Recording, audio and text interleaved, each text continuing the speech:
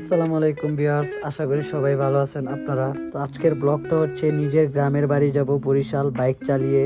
তো আমার ছোট ভাইটার জন্য অপেক্ষা করতেছিলাম, তো অলরেডি আসছে। কি ভাই, কেমন অনুভূতি? কেমন ভাই অনুভূতি শেষ। তো এই হচ্ছে আমাদের বাইক, যেটা নিয়ে আর কি আমরা যাব। আল্লাহর রহমতে আমরা বাইক স্টার্ট দিয়ে আমার ছোট ভাইকে দিলাম।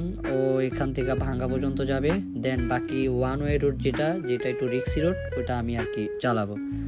ছোটকাল থেকে অনেক ইচ্ছা ছিল নিজের গ্রামের বাড়ি যাব বরিশাল, তাও শীত থাকবে, এরকম কুয়াশা থাকবে, তো সব কিছু মিলে অনেক ভালোই লাগতেছিল। তো ভাবলাম যে আপনাদের কাছে একটু শেয়ার করি জিনিসগুলা। আমাদের জন্য দোয়া করবেন, আমরা যেন আল্লাহর রহমতে সহি সালামতে সুন্দরভাবে আমাদের গ্রামের বাড়ি পৌঁছাইতে পারি। আর কুয়াশা ঠান্ডা ভাবছিলাম থাকবে, বাট এত পরিমাণ কুয়াশা যেটা আমরা কখনো ভাবি নাই। বিশ্বাস করবেন কিনা যে আপনি যদি সামনে থাকতে পারতেন তাহলে তো জিনিসগুলো বুঝতে পারতেন। কিচ্ছু দেখা যাচ্ছে না, মানে কোনো রকম এক সাইডে, মানে আমি আমার ছোট ভাইকে বললাম যে তুমি এক সাইডে নিয়ে জাস্ট তুমি নর্মালি চালাইতে থাকো, যেন বিপরীত কোনো কিছু থাকলে কন্ট্রোল করতে পারো। আমি অলরেডি ভিতরে একটা গেঞ্জি, তারপর একটা হুডি, দেন এরপর একটা ওয়াটার প্রুফের একটা জ্যাকেট পরছি, মোটামুটি কিছুটা সেভ করার জন্য। বাট তারপরেও দেখা যাচ্ছে যে মনে হয় আর টিকতে পারতেছে না, এত পরিমাণ ঠান্ডা ছিল আর এত পরিমাণ কুয়াশার ভিজার কারণে জামা কাপড় ভিজে যেতেছিল। তো আমরা পদ্মা সেতু ওঠার আগে একটু ব্রেক নেই, কারণ আমাদের শরীরের অবস্থা খুবই খারাপ, সব কিছুই ভিজা যেতেছিল। সব কিছু মিলে অনেক ভালোই লাগতেছিল। এই ওদারে যদি একটু চা না খাই তাহলে কেমন লাগে। চাটাও অনেক সুন্দর ছিল, আর মানে এত সুন্দর লাগতেছিল সব কিছু। তো চা খাওয়ার পর আমরা আবারও রওনা দিই। তো আমরা এখন আছি পদ্মা সেতুতে। কুয়াশার কারণে আসলে কিচ্ছু দেখা যাচ্ছে না।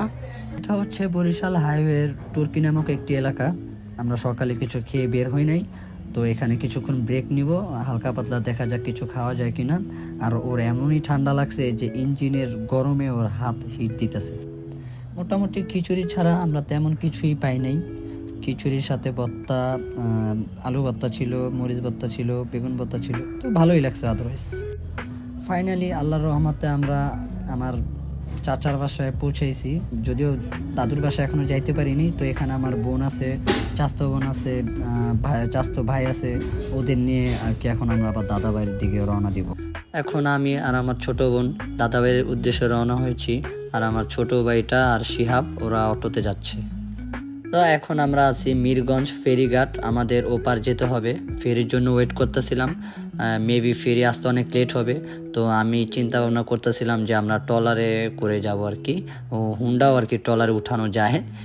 তো শেষমেশ ট্রলার আসলো, তো ওনারাই আর কি ট্রলারে উঠা দিতেছিল। আমার অনেক ভয় লাগতেছিল যে আল্লাহ ট্রলারে নিয়ে যাবো, যদি কিছু না কিছু হয়ে যায় আল্লাহ মাফ করুক। না, তারপর দেখলাম না, সুন্দর মতোই ওনারা অনেক সুন্দর করে উঠাই দিছে, অনেক সেফটিভাবেই ছিল। প্রত্যেক বছরেই আমরা গ্রামের বাড়িতে যাই ফ্যামিলি সহকারে, বাট এবার কোনো না কোনো কারণে যাওয়া হয়নি, তাই আমি একলা আসছি আমার ছোটো ভাইকে নিয়ে। অনেক ভালোই লাগতেছিল। তো আমরা সবাই আল্লাহর রহমতে সুস্থভাবে সবাই বাসায় পৌঁছাইলাম। ও হচ্ছে আমার চাস্তো ভাই, আমাকে দেখে হাসতেছে, চিনতে পারতেছে না আসলে আমি কি অনেক ছোটোকালে দেখে গেছিলাম। বাসা থেকে ফ্রেশ হয়ে খাওয়া দাওয়া করে দেন আসলাম মাঠে, দেখতেছি ওরা সবাই খেলতেছে।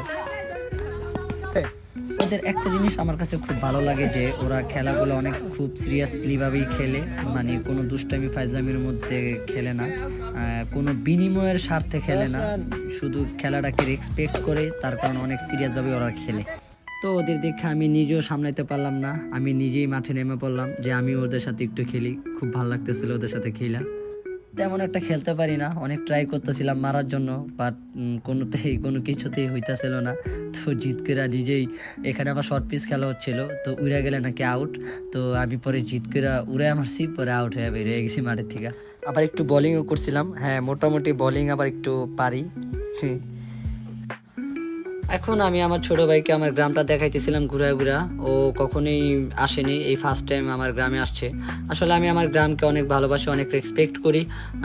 আমার যদি অ্যাবিলিটি থাকতো আমি সারা জীবন আমার গ্রামের বাড়িতেই থেকে যেতাম। আমার গ্রাম অনেক পছন্দের, অনেক ভালোবাসা আমার গ্রামের প্রতি। তো রাত্রে খাওয়া দাওয়ার পর একটু আগুন জ্বালাইলাম, অনেক শীত করতেছিল, তাই খাওয়া দাওয়ার পর একটু আগুন জ্বালাইতেছিলাম, খুব আরাম লাগতেছিল, ভালোই লাগতেছিল। গ্রামে আসার আগে দাদুকে বলছিলাম দাদু আমাদের জন্য রস রাখো, তো আমরা ঘুম থেকে উঠাই দেখি দাদু আমাদের জন্য রস নিয়ে আসছিল। ঘন কুয়াশা, ঠান্ডা, তার মধ্যে রস, বুঝতেই পারছেন ফিলটা কেমন লাগতেছিল আমাদের। আমরা সবাই আবার সকালে বের হই ছবি তোলার জন্য।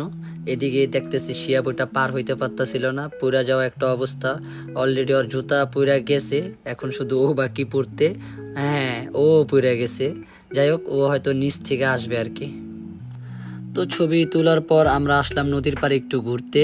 তো আমার এক দাদা ছিল, উনি এগুলা নামাইতেছিল, বলতেছিল নাতে আমাকে একটু ধরে নামাই দাও। তো শিমুল আবার নিজে যা এগুলা নামাইতেছে, তো আমি শিমুলকে বললাম ভাইয়া তুমি মেহমান, তুমি এগুলা নিও না। বাট কেউ নে কার কথা, ও নিজে এই কাজ করা শুরু করে দিল অলরেডি। তো এই ছিল আমাদের মোটামুটি 2 দিনের জার্নি। সব কিছু মিলে আলহামদুলিল্লাহ অনেক সুন্দরভাবেই কাটছে, অনেক মিস করব। আজকে আমরা দুপুরের খাবার টাবার খেয়ে একটু পরে ঢাকার উদ্দেশ্যে রওনা দেব। সবাই ভালো থাকবেন, আল্লাহ হাফেজ, আসসালামু আলাইকুম।